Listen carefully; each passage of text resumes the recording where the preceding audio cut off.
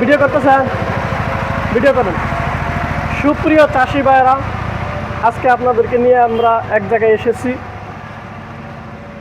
উনি একজন ব্যতিক্রমী চাষি। ওনার সাথে আপনাদেরকে আজকে পরিচয় করাই দিব। মাছ চাষ সম্পর্কে আমরা কিছু জানা অজানা তথ্য আবার বুঝে নিব। আপনারা কি বলেন স্যার? হ্যাঁ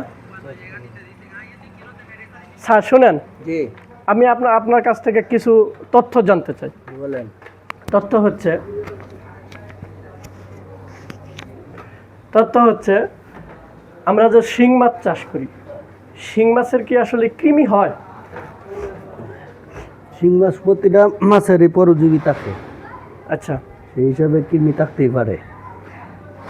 এখন আমাদের মাছের উপন্যাসক কতদিন পর পর করা উচিত? উপন্যাসক করার আগে আপনাকে বুঝতে হইব মাছের ওজন বা বডি কতদিন পরে পরে তার চেঞ্জ হয়, সেই অনুযায়ী আপনার উপন্যাসক করবেন। কারণ আপনার যদি ছোটোবেলা উপন্যাসক করেন তাহলে বডির মধ্যে আরও ডিপ্রেশন বাড়িয়ে যাবে। তাহলে মাছের অবস্থান হলে কমপক্ষে হলেও 2 মাস থেকে 3 মাস পরে উপন্যাসক করা ভালো।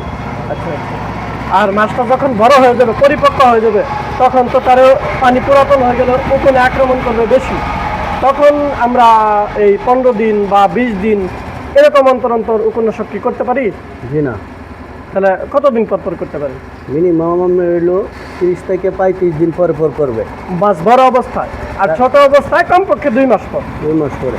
আচ্ছা, আর এমনিতে সাধারণত যদি পুকুরে কোনো সমস্যা না থাকে, তাহলে জীবাণুনাশক আমরা কতদিন পরে করলে মাছের জন্য ভালো? জীবাণুনাশকের উদ্দেশ্য হলো আমাদের ভালো উপকারী জীবাণুনাশক থাকতেই হবে। এখন যদি আমরা ভালো উপকারী থাকার জন্য আমরা প্রথমত ব্যাকটেরিয়া মারার জন্য ভালো একটা কোম্পানি, যে কোনো কোম্পানির একটা জীবাণুনাশক করব। হ্যাঁ।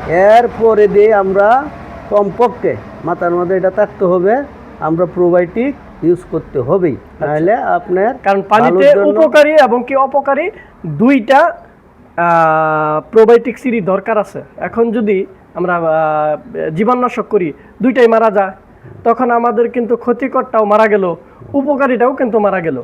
অবশ্যই উপকারী ব্যাকটেরিয়া তৈরি করার জন্য আমরা প্রোবায়োটিক্স ইউজ করব, এটাই তো মূলত। ঠিক আছে, ধন্যবাদ আপনাকে। এই সুপ্রিয় চাষি ভাইদেরকে আপনি এই যে তথ্যগুলো দিলেন, এই তথ্যগুলো দেওয়াতে আমাদের চাষির জন্য অনেক উপকার হইল।